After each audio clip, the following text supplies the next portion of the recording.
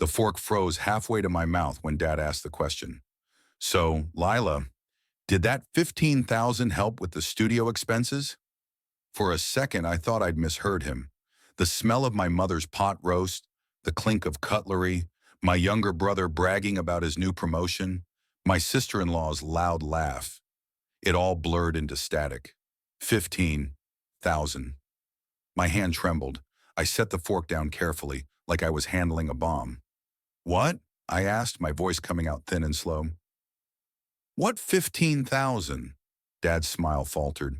He laid his knife on the edge of his plate and really looked at me, confusion already spreading across his face. The $15,000 I wired to your business account 6 months ago, he said. You called me in tears, remember? Said you might have to close your design studio if you couldn't cover payroll and the lease. My stomach dropped so fast I thought I might throw up all over my mother's nice tablecloth. Across from me, my husband Ethan's hand went still on his water glass. To my right, my mother, Elaine, suddenly became very interested in her mashed potatoes. Her face had gone almost gray. Dad, I said slowly, carefully, like the words were made of glass. I never called you about money. Inside, I was screaming. I never asked you for anything. I never told you I was closing the studio. I would rather eat ramen for a month than call you sobbing for a bailout. But my voice stayed almost eerily calm. What do you mean you never called? Dad asked. You phoned your mother first. Isn't that right, Elaine? He turned his head toward my mom. You told me Lila didn't want to bother me directly, that she felt ashamed, he continued. So you gave me her business account info and asked me to wire the money. Every eye at the table turned, as if choreographed, from my father to my mother, and then to me. I turned to look at Mom, really look at her. It hit me then how small she seemed, shoulders curled in, napkin crushed in her hand. There was something in her eyes I'd never seen before. Guilt, yes, but also a kind of wild, cornered fear. Mom, I whispered. My throat was tight. What is he talking about? She didn't answer. Her jaw worked like she was chewing words she couldn't swallow or spit out. She still wouldn't look at me. Maybe there's been some kind of confusion, Ethan said smoothly beside me, slipping into his salesman voice, the one he used to calm down angry customers. Banks make mistakes all the time. We can sort this out on Monday. He sounded just a little too calm. Dad ignored him. He pulled his phone from his pocket, fingers shaking. I'm not confused, he muttered. March 15th. I remember exactly. I wired the money during my lunch break. I fumbled for my own phone with numb fingers, my heart thudding so hard I could hear it in my ears. I opened my business banking app while the whole table watched, in a silence so heavy it hurt. The loading screen spun, taking forever. I scrolled back. March 9th, March 12th, March 15th. There it was, a deposit of $15,000 from Robert Hayes into Lila Hart Studio.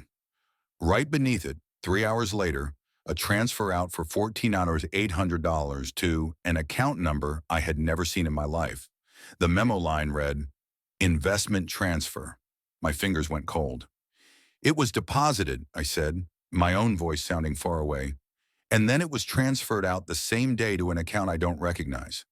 That's impossible, Ethan said too quickly. His smooth tone had a crack in it now. Let me see. Dad pushed back his chair so fast it scraped the floor. He reached across the table. I handed him my phone because I couldn't trust my own hands not to shake. He stared at the screen. His face went red, then pale, then red again. Who has access to this account? He asked quietly. Just me, I said automatically. Then a memory hit me like ice water. Wait, Ethan, remember when you helped me set up the business account 3 years ago? You said it would be simpler if you were on it too, in case I needed you to deposit checks or handle stuff while I was traveling. You know that feeling when time slows down and you suddenly see the last 3 years differently? Yeah. That. Ethan shoved his chair back so hard it almost tipped. I think there's been some kind of fraud, he said, standing up. We should call the bank tomorrow. They'll fix it. Sit down, Dad said. It wasn't a request. It was the voice he used when we were kids and thought about lying to him. Ethan froze, then lowered himself back into his seat like the chair might bite. Dad handed me back my phone and opened his own banking app. He turned the screen toward me. "This is the routing and account number where I sent the money," he said. "I've used this same account to send you birthday money, and you've gotten it every time. This is definitely your business account, Lila, so we know the deposit is real." He swiped to the other transaction. "Now this transfer out, 3 hours later, the account number.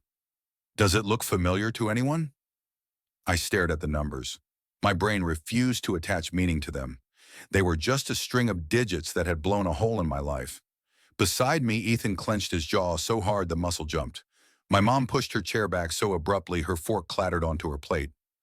"I'll clear the dishes," she whispered. "Sit down, Elaine," Dad said, still not looking at her. She sank back down like someone had cut her strings. "Ethan," I said softly, turning to him, "do you know that account number?" "How would I know some random account number?" he snapped. "I don't sit around memorizing bank." "Because you're on my business account," I cut in. "Because you can see every transaction. Because you are the only other person who could have moved that money." He scoffed. "That's ridiculous. You're being paranoid." He still wouldn't look at me. He stared at his plate like he could will it to burst into flames with his eyes. "Then you won't mind if we call the bank right now," Dad said. "It's Sunday night," Ethan objected, his voice rising. "They're closed." "My banker isn't," Dad said, and he was already dialing. If you've ever watched someone press the button that detonates your old life, that's what it felt like sitting there watching my father make that call. "Bruce, it's Robert Hayes," Dad said when the man picked up. "Sorry to bother you at home, but I need you to run an account number for me." "Yes, it's urgent. Yes, I'll hold." We all sat there in suffocating silence. My brother and his wife had gone statue still, eyes wide. My mother's shoulders shook silently, tears dripping off her chin into the gravy on her plate. "Mom," I whispered, "what did you do?" She shook her head without looking up, fingers digging into her napkin. "Yes, Bruce, I'm here," Dad said. "The account number is—" He read off the numbers from my phone. The numbers that had swallowed $15,000 in 3 years of my peace. "Can you tell me whose name is on that account?" Dad asked. "Or which bank it's with?" The pause on the other end felt like being held underwater. Dad's face changed mid-breath. Something dark and unfamiliar settled over his features. "Thank you, Bruce," he said tightly. "Yes, we'll talk more on Monday." He hung up and set the phone down very gently.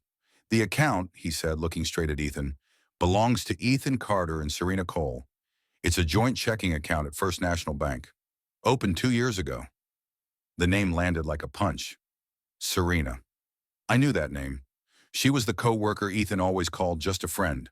Or the one whose name popped up on his phone at odd hours with client updates and work emergencies. The one he swore was just a colleague when I asked. Now her name was tied to a joint account that had just eaten my father's money. "Who is Serena Cole?" Dad asked, his voice deadly quiet. "I'm not doing this," Ethan said, jumping to his feet again. "I'm not sitting here being ganged up on by your entire family. This is insane." "Who is Serena Cole?" Dad repeated louder. "She's no one," Ethan snapped. "A friend. This is all a misunderstanding." "You have a joint bank account with a friend?" I said, my voice shaking now. "You have a joint bank account with a woman I've never met, and my father's money ended up there." "I can explain," Ethan said. "Then explain," Dad said coldly. Ethan's eyes darted around the table like a trapped animal. They landed on my mother. "Elaine," he said, desperate, "tell them. You knew everything. You knew we—" "Mom," I cut in, my voice raw. "Did you know about this?" Her silence was the loudest answer I'd ever heard. The room tilted. It felt like the floor had been yanked out from under me, and I was free-falling into some cruel version of my own life. "Get out," I heard myself say. "Lila, just breathe. Let me handle—" "Get out of my parents' house," I repeated, louder. My chair scraped as I stood. "We drove here together? Call a ride, call Serena. Call whoever you want, but get out." My father rose to his full height beside me. Somehow he seemed bigger than he had an hour ago. "You heard her?" he said. "Leave." Ethan grabbed his jacket from the back of his chair and stormed toward the hallway. At the doorway, he turned back, his face contorted. "You're making a huge mistake," he spat. "This isn't what you think it is." "I think you stole $15,000 from me," I said. The shock was wearing off. and something hotter, rage, was starting to push through. I think you have a secret bank account with another woman. I think my mother knew about it and helped you. So tell me, Ethan, what part am I getting wrong? He opened his mouth. No words came out. He slammed the front door so hard the walls shook. The silence afterward rang in my ears. I turned back to my mother. How long have you known? I asked. She covered her face with both hands. Elaine, Dad said, voice trembling with fury. You will answer your daughter. Right now. Mom lifted her head. Her mascara had streaked down her cheeks. She looked like a stranger wearing my mother's face. He called me months before the transfer, she whispered. Said your marriage was in trouble. Said you were obsessed with the business and ignoring him. He told me he needed help, that you were spending carelessly, and he was trying to keep things afloat. And you believed him, I said, every word sharp. So you helped him steal from me. He said it was your money too, she cried. You're married. He said he just needed it for an investment, and he'd put it back before you even noticed. I thought I was saving your marriage, Lila. By lying to Dad, I said. By pretending I called you crying. By helping my husband drain my business account. Dad sank back into his chair. He suddenly looked 10 years older. How could you, Elaine? He whispered. There was no answer that could make any of this okay. I stood up on shaking legs. I need the paperwork, I said to Dad, my voice flat. Every document you have about that wire. Emails, receipts, screenshots, everything. What are you going to do? My brother asked quietly. It was the first time he'd spoken since the whole nightmare started. I'm going to find out exactly how much Ethan has stolen from me, I said, and then I'm going to make sure he pays back every single cent. I grabbed my purse and my keys. At the doorway, I turned back one last time to my mother. I had a good relationship with you my whole life, I said, tears stinging, and you threw it away for him. I hope it was worth it.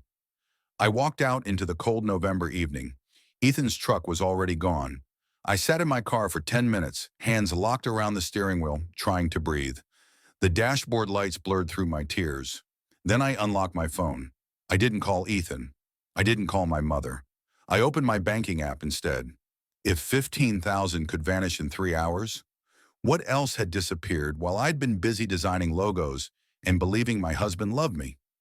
As the app loaded and the months of transactions scrolled back, a cold certainty settled in my chest. This wasn't a one-time mistake. This was a pattern. And whatever I found that night was going to change more than just my marriage.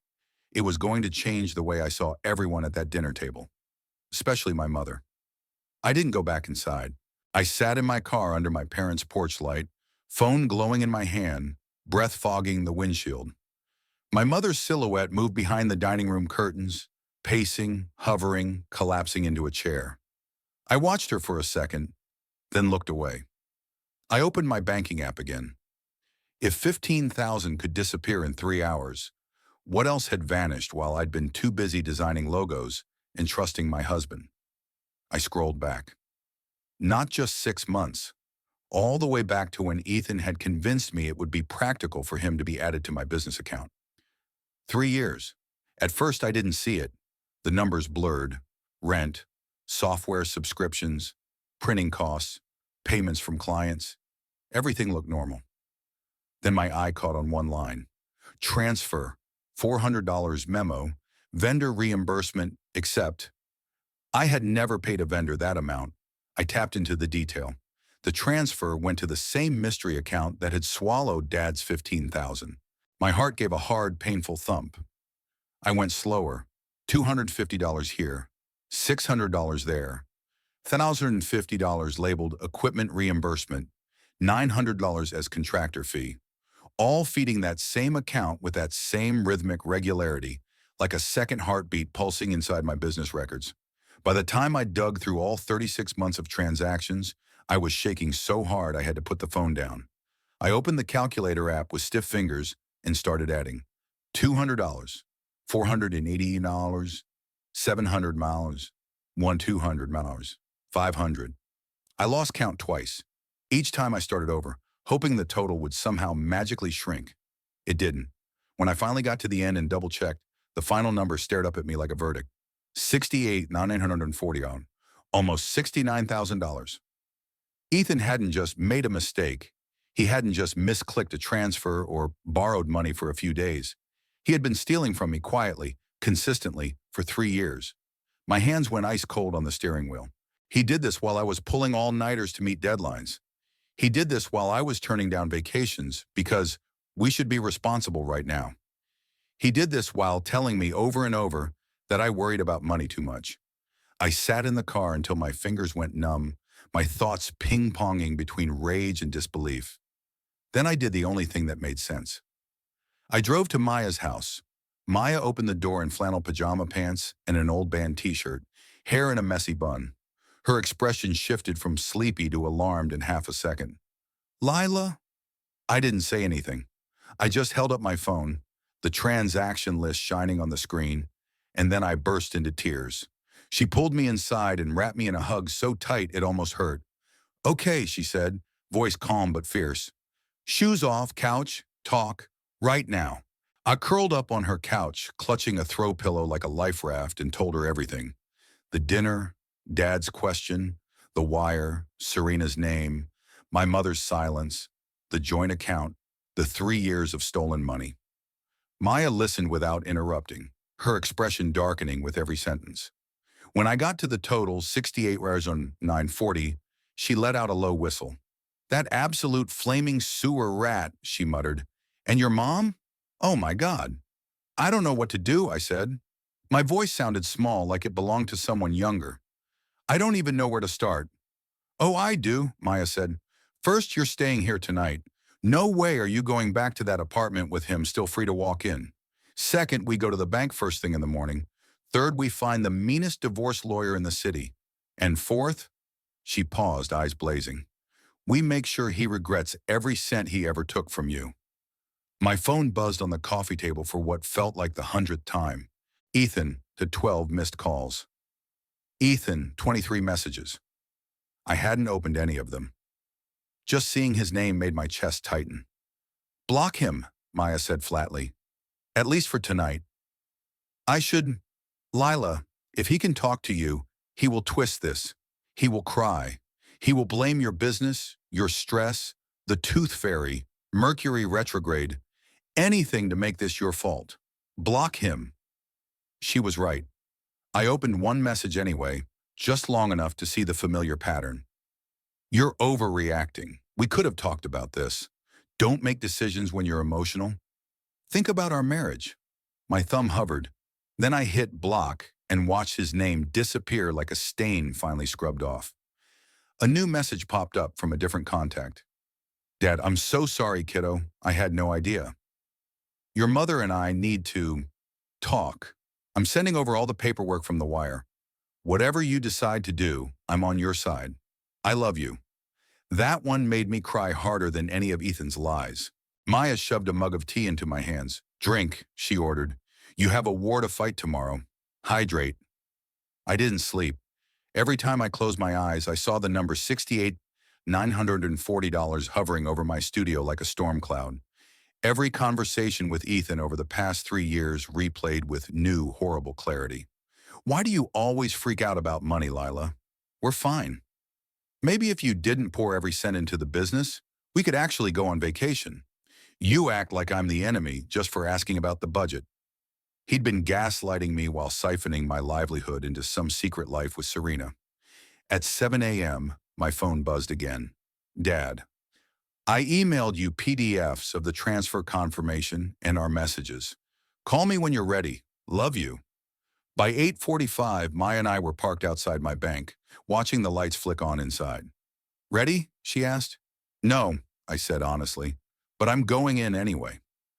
The branch manager, Priya Patel, had known me for 8 years. She'd seen me open my first tiny business account when I was a terrified 24-year-old with exactly 3 clients and an overworked laptop. "Lila, good morning," she said as we walked in. "What can I..." She stopped mid-sentence when she saw my face. "What's wrong?" "I need to talk to you in private," I said. "It's about my business account." Her smile faded. "Of course. Come with me." In her office, I laid it all out. The wire from my dad, The mysterious transfer, the pattern of small withdrawals, the joint account with Serena's name, Ethan's access. Priya's brows drew together. "Let me pull up your account," she said, fingers flying across her keyboard. I watched her face as she scrolled. Concern turned to focus, then to something like anger. "Okay," she said finally. "First, I'm freezing all external access to this account. As of this moment, no one can touch your money except you." She clicked a few more times. "Second, I want to look at the signature authorization form from when your husband was added." She turned her monitor so I could see. "This," she said, tapping the screen, "is the form that was filed 3 years ago." I leaned in. There, under account holder's signature, was my name, Lila Hart. Except it wasn't my signature. I stared at it, my stomach dropping all over again. "That's not how I sign," I whispered. "Look at the L. I always loop it all the way down. And my H? I always connect the crossbar. That's not my handwriting." Priya zoomed in. "Are you saying the signature is forged?" she asked quietly. "Yes," I said. "I have never seen that form. I never signed anything to add Ethan to my business account. He told me he handled the paperwork for me." Priya sat back slowly. "Lila, if this is forged, this isn't just a messy marital thing. This is bank fraud. That's a felony." Her words hung in the air. Felony. My husband. My account. "I want documentation," I said, surprising myself with how steady my voice sounded. "Every transaction from the last 3 years. Every transfer Ethan made. And I want his access to my account terminated now. Permanently." "Already done," she said, typing quickly. "I'm printing your full statement history and the signature card. You'll need them for your lawyer and possibly the police." "The police," I repeated faintly. "Yes," Priya said, her tone gentle but firm. "If your signature was forged and funds were moved without your consent, that's a crime, not just a relationship issue. The bank will have to launch an internal investigation, and if we confirm fraud, we're legally required to report it." The printer started spitting out pages. A lot of pages. Maya reached over and squeezed my hand under the desk. "Can you also flag any transfers to this account?" I asked, sliding a sticky note toward Priya with the mysterious number on it. "That's the joint account with Serena's name that my dad's money went to." Priya typed it in. "Yes, I see regular transfers to that account for about 3 years," she said. "They always originate from your business account, sometimes via an intermediate account." "So he was washing it," I said, something Gerald from the original story parallel, but now just reasoning. "Trying to hide the trail." "It appears that way," she said carefully. The printer finally stopped. Priya gathered the stack of papers, 3 years of my financial life, and clipped them together with the forged signature on top. "This is everything," she said. "I've also frozen any cards linked to this account that your husband might have access to." I took the papers. They felt heavier than they should, like they were made of stone instead of paper. "Thank you," I said. "And Lila," Priya added softly as we stood, "I've seen a lot of fraud in my time. Employees, strangers, identity thieves. It hits different when it's someone you love. Don't let him convince you this is your fault. It isn't." I nodded, throat tight. Outside, Maya exhaled a breath she'd apparently been holding the whole time. "Bank, step 1, she said. "Now we find the shark." "The what?" "The divorce lawyer who sees men like Ethan as breakfast." 3 hours later, I was sitting in front of one. Her name was Harper Quinn, and she did not look like anyone's comforting idea of a divorce attorney. Late 40s, silver streak in her dark hair, sharp eyes that missed nothing, and a suit that probably cost more than my car. Maya had insisted on coming with me. Harper listened in near total silence as I told her everything, occasionally jotting notes on a legal pad. The dinner, the wire, the forged signature, the 3 years of transfers, Serena, my mother. When I finished, my throat raw, Harper set her pen down and folded her hands. "Okay," she said. "I'm going to be brutally clear with you, Lila. You didn't come to me with a marriage problem. You came to me with a case that's part divorce, part civil lawsuit, and part criminal prosecution. So, what do?" I asked. "First, we file for divorce immediately. No counseling, no waiting to see if he changes. A man who forges your signature and drains your business account has already told you everything you need to know about who he is." She ticked off with her fingers. "Second, We file a civil suit to recover the roughly $69,000 he stole, plus damages. Third, we prepare packages for the bank and district attorney's office so they can pursue criminal charges for fraud and forgery. Whether they prosecute is ultimately up to them, but we will hand them such a neat, documented case that they'd be foolish not to. The word criminal kept echoing in my head. Criminal charges, I repeated quietly. You mean prison? Yes, Harper said, unflinching. If convicted, he could serve time. How much depends on the DA, the judge, and the final tally of what he took? For a split second, the image of Ethan in an orange jumpsuit flashed through my mind. The Ethan I'd married, who'd made me pancakes on Sunday mornings and kissed my forehead when I fell asleep at my desk. And then that image dissolved under the weight of 68 Worcester's $940, Serena's name on a joint account, and my mother's silence. I want to do it, I said. All of it. Divorce, lawsuit. If they'll take the case, criminal charges too. Harper gave a small, satisfied nod. Good, she said. Men like Ethan count on women being too ashamed or too tired to fight back. They'll say things like, "Don't ruin my life over one mistake," while they stand there ankle deep in your wreckage. We are not giving him that luxury. For the next 2 hours, she slid document after document toward me. Petition for divorce, financial disclosure, authorization to subpoena bank records, retainer agreement, complaint draft. My signature, my real signature, went on every line. At one point, she flipped over a blank sheet of paper. Write down all the accounts you share with him, she said. Personal checking, savings, credit cards, anything.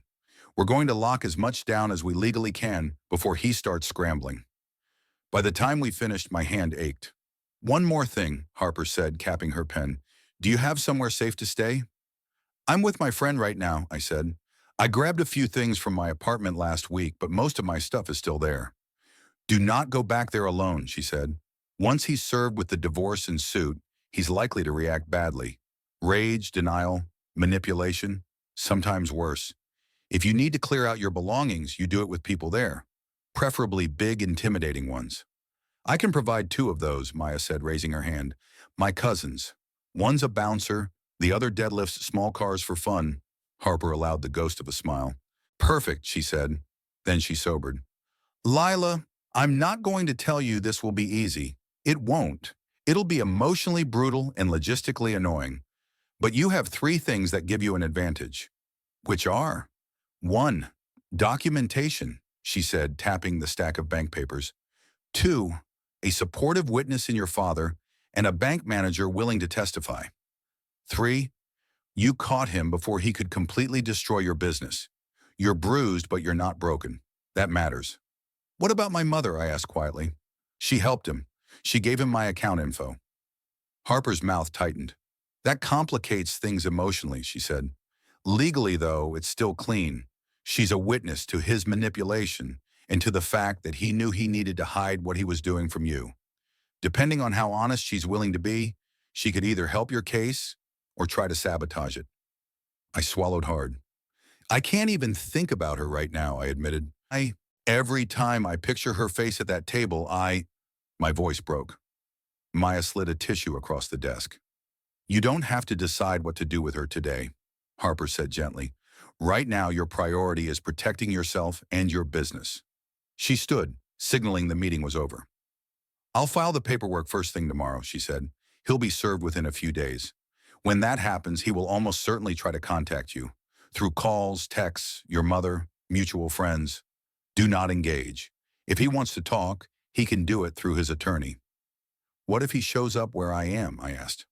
Then we file for an emergency protective order, she said, and we call the police. Do you understand? I nodded. Outside, the winter air hit my face like a slap. For the first time since this all began, I felt something other than panic. I felt direction. He picked the wrong woman to steal from, Maya said as we walked to the car. Right now, I feel like a very tired, very stupid woman, I muttered. Stupid? She snorted. You built a whole business from nothing. You trusted a man who spent years convincing you he was safe. That's not stupid.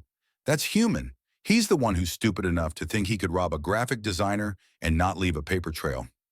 I managed a small laugh at that. That night back on Maya's couch, I spread the bank statements out on her coffee table, like a crime scene. In a way, that's exactly what they were. I circled every transfer to the Serena account in red, every forged pattern, every reimbursement that never happened, every investment I'd never heard of. By the time I was done, the pages looked like they were bleeding. You know that cliche, knowledge is power? It doesn't feel like that in the moment. It feels like standing in a room full of broken glass, knowing you have to walk through it barefoot. But step by step, you realize something. You're still standing. Ethan thought he'd buried this deep enough that I'd never find it. He thought I'd believe him when he said I was overreacting. He thought my love for him was stronger than my love for myself. He was wrong. The next battle would be ugly. There would be court dates and confrontations, and probably more nights on Maya's couch. But for the first time since my father asked, "Did the money help?" I felt a spark of something that didn't taste like fear or shame. It tasted like resolve. Ethan had taken almost $70,000 from me. He wasn't getting my future too. 3 days after hiring Harper, I watched Ethan get served. Not in some dramatic movie way, no shouting on courthouse steps. Just a quiet Tuesday afternoon, while he strutted out of our apartment building in his work coat, coffee in hand, heading toward the parking lot like his life wasn't already crumbling. A man in a navy jacket approached him, spoke a few words, and handed over a thick envelope. I watched from Maya's car half a block away. Ethan's shoulders stiffened. He flipped through the papers, his expression tightening with every page. Then, like he could feel my eyes on him, he scanned the street. For one heart-stopping second, I thought he'd spotted me. Then he cursed loudly, crumpled the top page in his fist, and stalked back into the building. Maya let out a low whistle. "That," she said, "is the sound of a man realizing the main character energy is not his." I huffed out a shaky laugh. "Do you think he'll call?" I asked. "Oh, he'll try," she said, "but his calls will go straight to voicemail because we are living in the golden era of the block button." Right on cue, my phone buzzed in my lap. Unknown number. I let it go to voicemail. 30 seconds later, a notification popped up. I didn't listen to it. Instead, I opened a new text thread and sent Harper a message. "He's been served. Just saw it happen." Her reply came back 2 minutes later. "Good. Expect him to try alternative routes. New numbers, your mother, mutual friends. Do not engage. If he shows up anywhere, call the police and me." The next morning, it wasn't Ethan who crossed the line first. It was my mother. She turned up at Maya's apartment at 8 a.m., cheeks blotchy from crying, clutching a Tupperware of lasagna like it was a peace offering. "Lila, please," she said when Maya cracked the door on the chain. "I need to talk to my daughter." Maya looked back at me. "Your call," she murmured. "I'm your bouncer, not your boss." I hesitated. Part of me wanted to slam the door in her face. Another part still answered to the old reflex that said, "That's your mother. You don't shut her out." "Let her in," I said finally. "But we stay in the living room."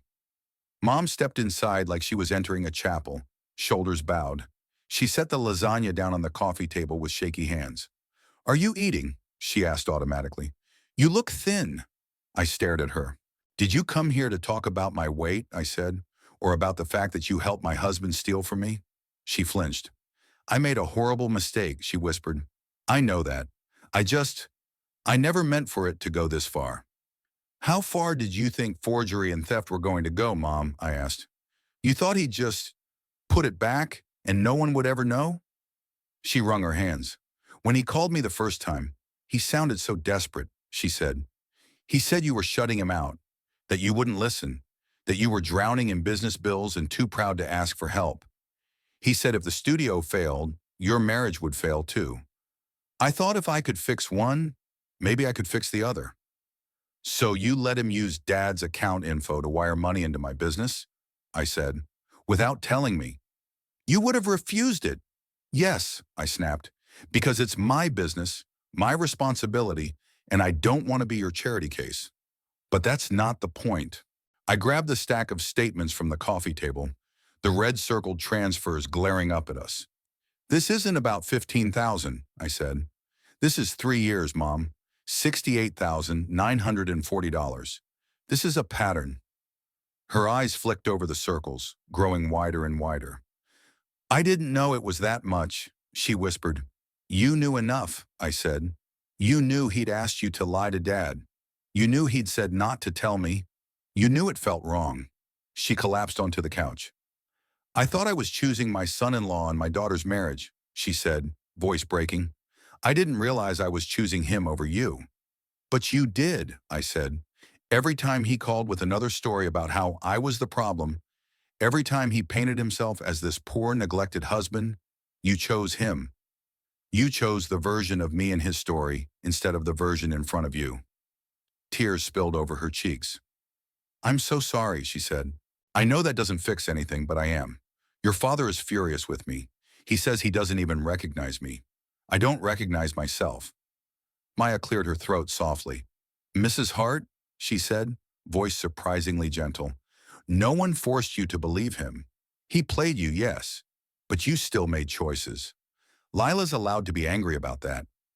Mom swallowed hard and nodded. I'm not asking you to forgive me, she said to me. I know I haven't earned that. I want you to know I'm willing to tell the truth. Whatever Harper needs from me. If she wants me to testify that he manipulated me, that he lied, that he used your father's trust, that he used mine, I'll do it. No more protecting him, I promise. I studied her. This was not the composed woman who usually ran Sunday dinners like a general. This was someone cracked open, stripped of her illusions. You tell Harper everything, I said finally. No editing to make yourself look better. No but or I thought, just facts. And don't call Ethan. Don't warn him. If you want even a chance at rebuilding with me someday, you stop being his accomplice. Yes, she said quickly. Yes, I will. I already gave your father access to my messages with Ethan. You can have them too. She slid her phone across the table. I didn't touch it. I can't do this with you right now, I said. I'm trying to survive lawyers and banks and whatever comes next. I don't have the emotional bandwidth to process how my own mother betrayed me on top of that. So if you want to help by talking to Harper. Let me focus on the fight in front of me. She nodded, tears dripping onto her blouse. I'll do whatever she asks, she whispered. And Lila, I love you. Even when I was making the worst choices, I never stopped loving you. I just forgot that love doesn't count if it isn't paired with loyalty. That hurt more than I wanted to admit. I know, I said quietly, but right now, love without loyalty is just noise. She left with her empty hands, the lasagna still sweating condensation on the coffee table. Maya stared at it like it had personally offended her. Are we supposed to eat the guilt casserole? She asked. I barked out a short laugh I didn't quite feel. Freeze it, I said. Maybe one day I'll be emotionally stable enough to eat my mother's food again. Maya slid it into the freezer. Okay, she said, clapping her hands together. Ready for your next boss move? What is it this time, as I asked. We're going to meet Serena. I blinked. Why? Because right now she's a faceless other woman, Maya said. And I know you. Your brain is going to keep spinning stories about her until you know the truth. Did she know about you? Did she help him? Did she laugh while he spent your money on her? You won't really be free until you know what you're dealing with. Accomplice or victim? I hated that she was right. How do we even find her? I asked. Maya raised an eyebrow. Babe, I have a LinkedIn account and no respect for privacy. Give me her full name and his workplace. It took her 20 minutes. Got her, she said proudly, spinning her laptop around. On the screen, Serena Cole, 30, real estate agent. Photos of her in smart blazers, bright smile, standing in front of sold signs and shiny condos. She looked normal. Not like a homewrecker. Not like anything, really, other than a woman with good teeth and an Instagram filter. Tomorrow, Maya said, we pay her a little visit. The next morning, I parked across from a small real estate office with clean windows and motivational posters about dreams and home ownership. Maya had wanted to come in with me, but in the end, I knew I needed to do this alone. I left her with strict instructions to call Harper if I texted a single word. Help. I watched as Serena arrived at 9:15 in a sleek gray sedan. She was taller than I'd expected, prettier too, with long braids pulled back into a low ponytail and a burgundy dress that fit perfectly. I wondered absurdly if he'd bought that dress with my money. I waited until she'd gone inside and settled before I walked in. The receptionist smiled professionally. "Good morning. Do you have an appointment?" "No," I said, "but I really need to speak with Serena Cole. It's urgent." "May I ask what this is regarding?" "Her boyfriend," I said. "Ethan Carter." The receptionist's smile faltered. "One moment," she murmured, picking up the phone. A minute later, Serena emerged from a back office. Up close, she was even more beautiful, and completely bewildered. "Hi," she said cautiously. "You asked for me." "Yes," I said. My heart hammered, but my voice came out steady. "Could we talk somewhere private?" She led me to a small glass-walled conference room, closed the door, and leaned against it like she might bolt. "Can I help you?" she asked. "My name is Lila Hart," I said. "I'm Ethan's wife." For a second, nothing moved. Then the color drained from her face as if someone had pulled a plug. "His wife?" she repeated. "No, he's divorced. He told me." "We've been married for 6 years," I said. "We filed for divorce last week, but we're still very much married on paper. And until 3 days ago, I thought we were together." She sank into a chair like her knees had given out. "I don't understand," she whispered. "I'm not here to fight you," I said. "I'm not here to yell or throw anything or blame you for his choices. I came because there's money involved, a lot of it, and I need to know what you knew." "What money?" she asked weakly. I slid the photocopies of the bank statements across the table, the ones Harper had highlighted for me. Transfers from Lila Hart's studio to the joint account. Carter, Cole. "Over 3 years," I said. "Ethan moved about $69,000 out of my business account into this joint account with your name on it. I need to know if you knew it was stolen." She flipped through the pages, hands trembling. I thought he had savings," she stammered. "He told me he'd sold a property his grandfather left him. He said his ex-wife had gotten the house in the divorce, and this was his share." "So you didn't know I existed," I said. Tears filled her eyes. "He said the divorce was final 2 years ago," she whispered. "He said you, were bitter and might stir up drama, so we had to keep things quiet online. He said that's why we couldn't tag each other on social media or go to his work events. I thought he was protecting me. I'd come armored for a woman who knew about me and didn't care. I hadn't prepared for this. A woman with the same wounded expression I saw in the mirror. "How long have you been with him?" I asked. "Almost 3 years," she said. "We met at a property investment seminar. He was charming and attentive, and the way he talked about his ex made me feel sorry for him. He said she was obsessed with her career, cold, controlling with money." I let out a bitter laugh. "That's his greatest trick," I said. "He doesn't just lie. He rewrites who you are and sells that version to other people." She shook her head in disbelief, eyes scanning the numbers. "He asked me to open the joint account about 6 months in," she said quietly. "Said he wanted us to save for a place together. He insisted on putting most of the money in himself. Told me to focus on launching my own business.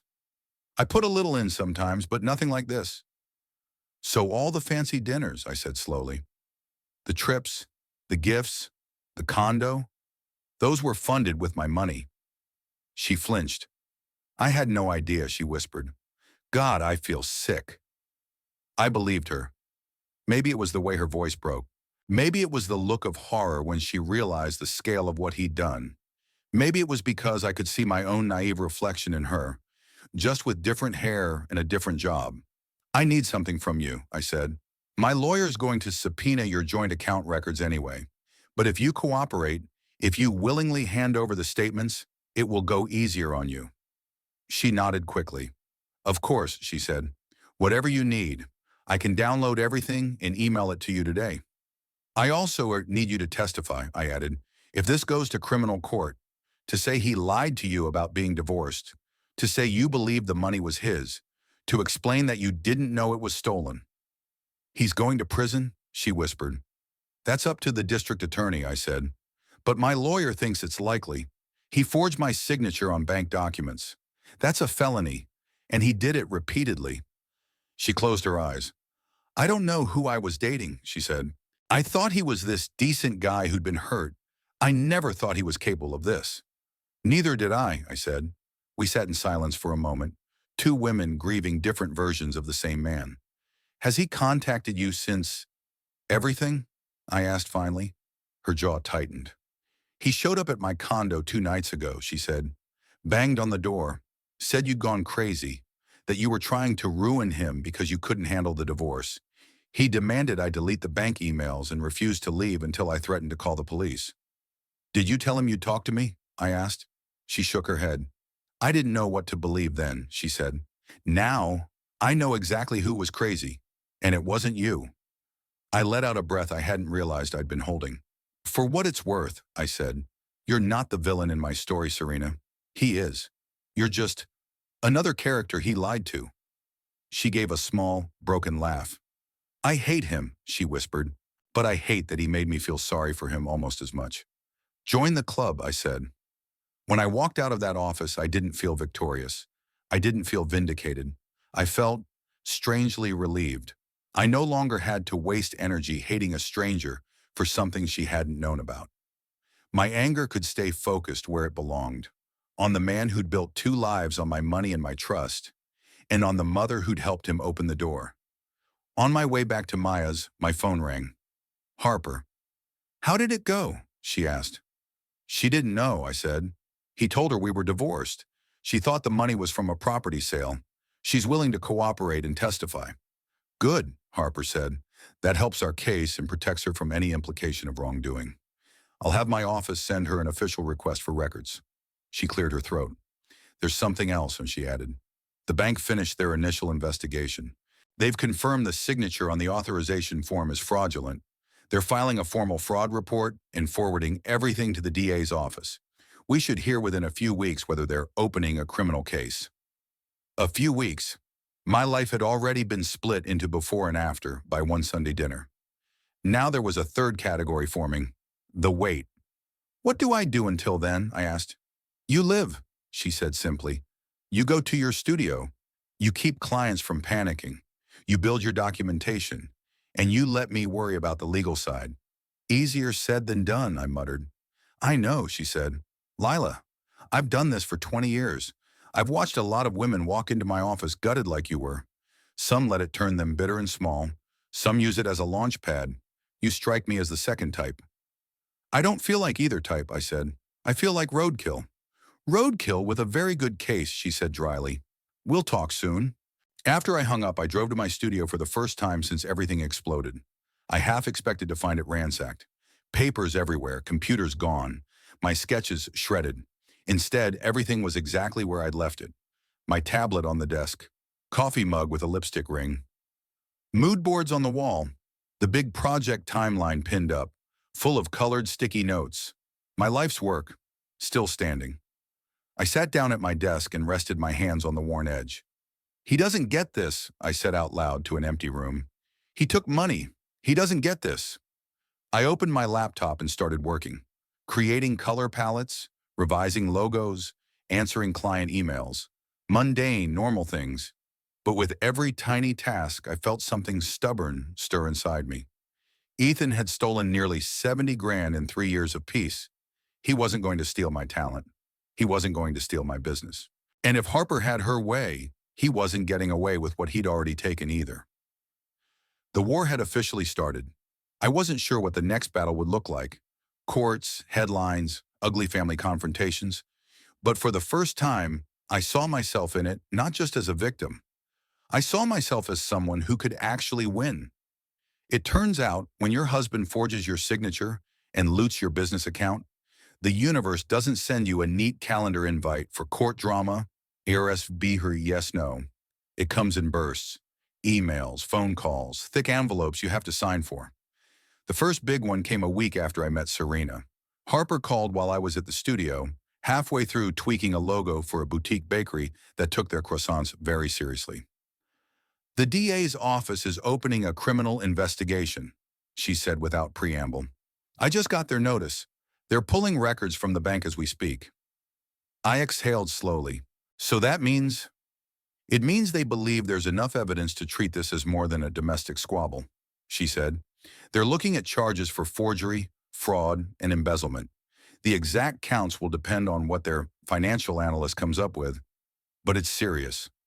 I stared at the color palette on my screen. Soft creams, warm browns. It felt like it belonged to another life. Will I have to testify? I asked. Most likely yes, Harper said. But that's months away. Right now our priority is still the divorce and civil suit. The criminal case will move on its own timeline. Think of it as interest. Interest. On the debt he owes you, she said. You're getting your money back, or as much as we can squeeze out of him. The state is handling the part where he owes society. What about him showing up? I asked. He's called from 3 different numbers this week. He tried messaging me on my business Instagram. He even emailed my studio's contact form like he was a client. Block, block, and block, Harper said. And I've already filed for a temporary protective order. We'll have a hearing in 2 days. If the judge grants it, he won't be allowed to contact you or come within a certain distance. If he violates it, the DA will love having that on top of the fraud case. 2 days later, I sat in a small courtroom that smelled faintly of dust and old paper. Ethan sat at the other table in a suit I'd ironed for him 100 times, looking smaller than I remembered, and somehow meaner. He didn't meet my eyes. The judge listened to Harper, then to Ethan's lawyer, who insisted Ethan was simply trying to save his marriage and had a right to attempt communication. Harper slid a printed sheet forward. These are the messages he sent my client after being explicitly told to direct communication through counsel, she said, including one at 2 in the morning where he wrote, and I quote, "If you keep doing this, you'll regret it." The judge read it, lips thinning.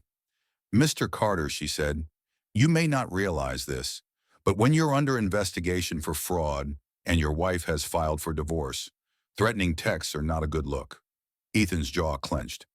"I didn't mean it like that, Your Honor," he said. "I was just upset." "Regardless," she said, "I'm granting the protective order.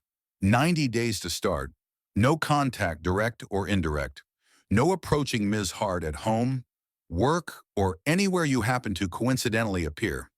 Violations will be reported to the district attorney's office." Her gavel came down with a sharp crack that echoed in my chest. Outside the courthouse, Harper handed me a copy of the order. "This is your shield," she said. "Keep a photo of it on your phone at all times. If he shows up, call the police and show them this." "What if he ignores it?" I asked. "Then he proves to the DA and the judge that he doesn't respect boundaries or the law," she said, "which makes everything we're doing easier." That night, I finally did something I'd been avoiding. I went back to the apartment. Not alone, never alone. Dad came with me, along with his friend Marcus from the gym, a sweet giant of a man who looked like he could bench press my car. "Get what's yours," Dad said, standing in the doorway, like some kind of graying security guard. "Don't rush. He's not allowed within 100 yards of you now." The place looked exactly like I'd left it. My mug on the coffee table, my sweater thrown over the chair, a photo on the wall of Ethan and me on our first trip together, grinning at the camera, no idea what was coming. I pulled it down and set it face down. We moved through each room like we were evacuating a building. Clothes, laptop, work files, my grandmother's jewelry box, the box of printed samples I used for client pitches, sketchbooks filled with logo concepts and mood boards. In the closet behind Ethan's suits, my hand brushed something hard, a shoebox. Inside, I found things that made my stomach twist. Receipts from jewelry stores I'd never visited, hotel invoices from weekend conferences he'd said were mandatory, a lease agreement for a condo uptown, the address Serena had given me, and a small velvet box. I opened it with numb fingers. Inside was a diamond ring. Simple, elegant, expensive. My engagement ring had been modest. This was not modest. "Dad," I called, my voice too loud in the quiet apartment. He walked in, took one look at the ring, and his face went hard. "That," he said slowly, "is not something he bought for you." "He was going to propose to her," I said flatly, "using money he stole from me." Dad's jaw muscles twitched. "Take it," he said. "We give it to Harper. It's evidence.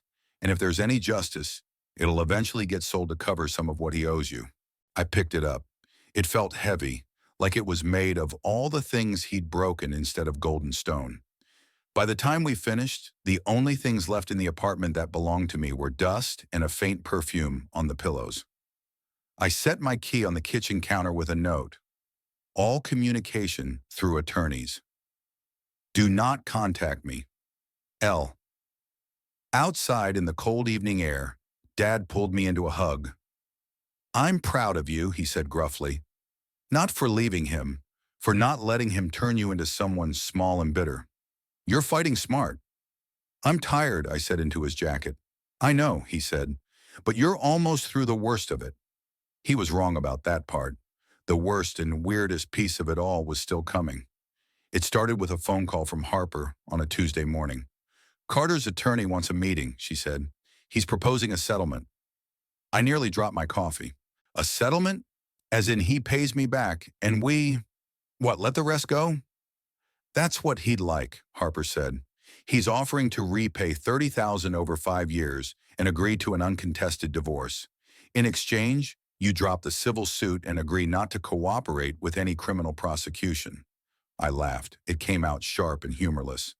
He stole almost $70,000, I said, and he wants to repay less than half slowly while avoiding jail. That's cute. That's delusional, Harper corrected. I already told his attorney the offer was insulting. I countered with full repayment, every cent we can document, plus damages, plus you keep all business assets, plus no restrictions on you speaking to the DA. And? He almost choked, she said dryly. He asked for time to discuss it with his client. Do you think they'll agree? I asked. No, she said. He doesn't have the money. The bank has already started reversing certain transfers where they can. The rest will have to come from garnished wages and whatever assets he has left. The DA is not going to drop a nearly airtight fraud case because he's sad about it. Then why offer at all? I asked. To test how much fight you have, she said, to see if you're scared enough to trade justice for a quicker exit. I looked around my studio, new mood boards, a whiteboard full of project deadlines, an email open on my screen from a restaurant chain wanting to expand their branding project. I'm not trading anything, I said. He doesn't get to steal my money, rewrite my story, and then negotiate his way out of consequences. Good, Harper said, because I was planning on saying the same thing even if you wavered. 2 weeks later, the DA formally charged Ethan. 3 counts of forgery, multiple counts of fraud, multiple counts of embezzlement. When Harper called with the news, there was a strange quality to her voice, like she was both satisfied and cautious. This doesn't mean we're celebrating yet, she said, but it does mean we're no longer just talking about what he did. The state is too. Will there be a trial? I asked. Almost certainly, she said, unless he takes a plea deal. With the amount he stole and the pattern of behavior, the DA won't offer anything too gentle. Think years, not months. Somewhere in the same city, Ethan was hearing the same thing from his lawyer. He'd gambled 3 years of theft on the hope I'd never notice, or that if I did, I'd cry, scream, and then quietly drop it to keep the peace. Instead, he had a wife with a paper trail and a lawyer with a shark smile. The criminal case moved slowly, like everything in the legal system. In the meantime, I did the one thing he hadn't counted on. I flourished. It wasn't linear. There were days I felt like a walking bruise, tender, jumpy, exhausted. But there were also days when I looked around my studio, saw my clients, saw Maya on my couch and texts from Serena sending bank PDFs, and thought, he really thought he could end me with a few forged signatures. He underestimated the wrong woman. My business, freed from his constant, slow bleeding, started to fatten up again. New clients came in, old ones stayed. A local small business magazine did a feature on my studio's rebrand for a hotel.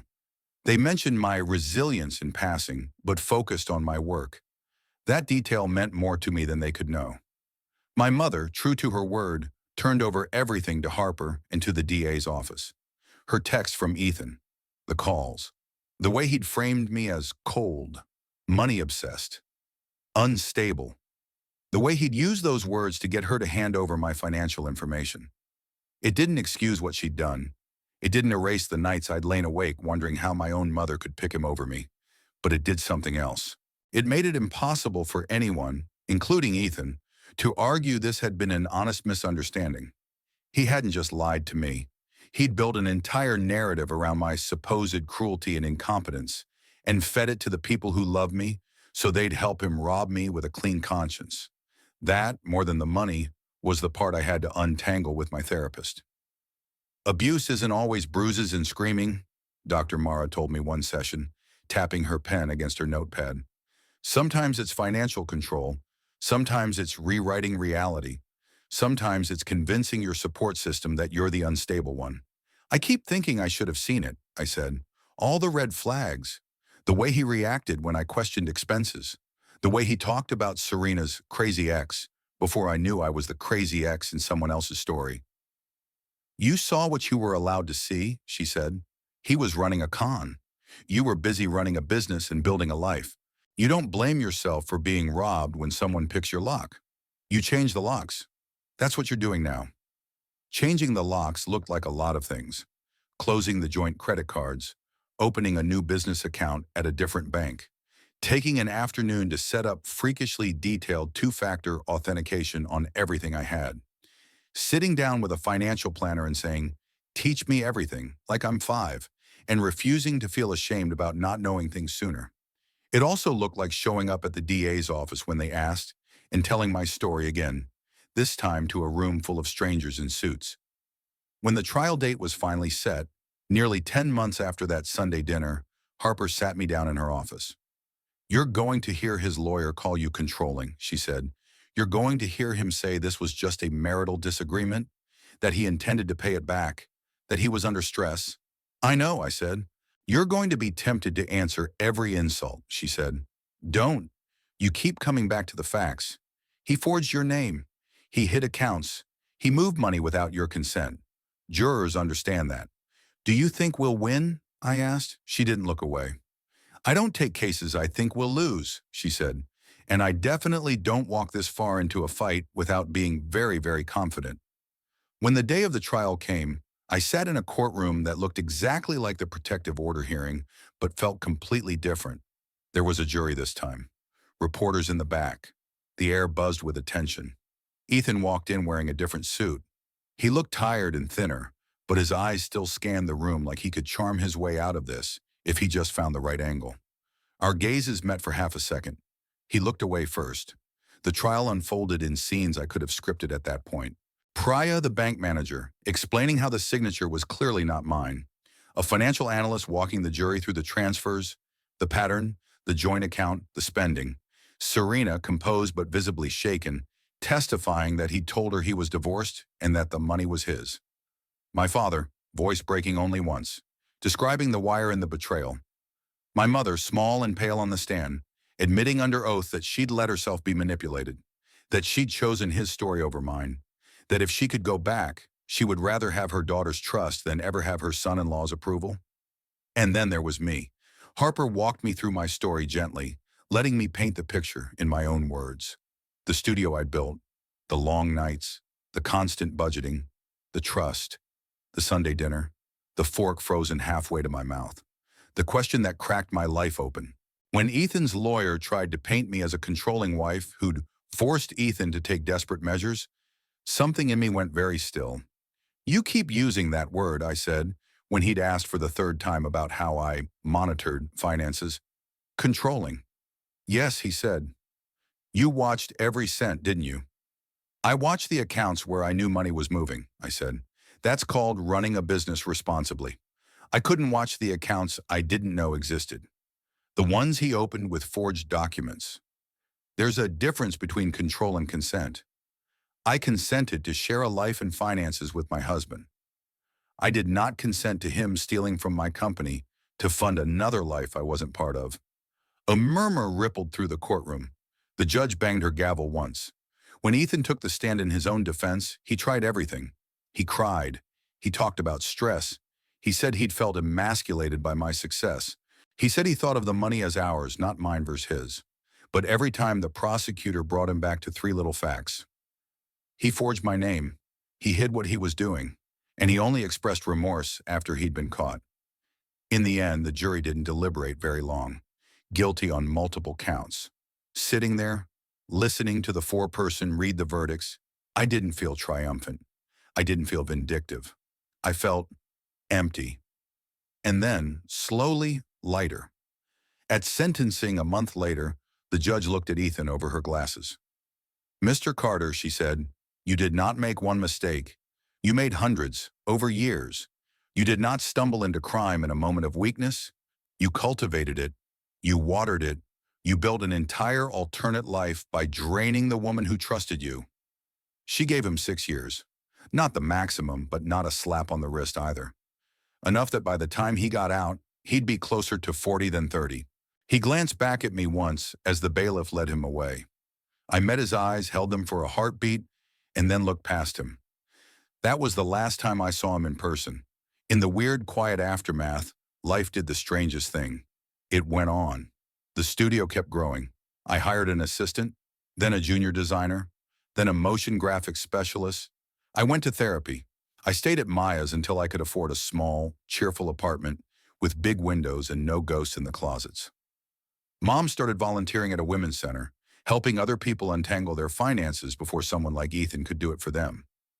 It wasn't a fairy tale reconciliation. There were still days I looked at her and saw the woman who'd believed my husband over me. But there were also days when she showed up with groceries and spreadsheets, with questions about retirement funds and emergency savings. And I realized we were learning together how not to repeat this pattern in the next generation. Dad came to my studio opening when I moved into a bigger space. He stood in the doorway, eyes shining, looking at the clean white walls, the framed prints of my work, the small team laughing around a coffee machine I'd actually splurged on. "Did the money help?" he asked quietly, echoing the question that had started it all, but this time with a different tone. I smiled. "Which money?" I said. "The money Ethan stole? Or the money you wired me that accidentally exposed him?" He laughed. "I meant the money your clients pay you now," he said, "because clearly you're doing something right." "Yeah," I said. "It helped. But you know what helped more?" "What?" "Knowing that when everything fell apart, you believed me," I said. "You didn't ask what I did to push him to this. You asked what he did. That mattered more than the 15,000 ever could."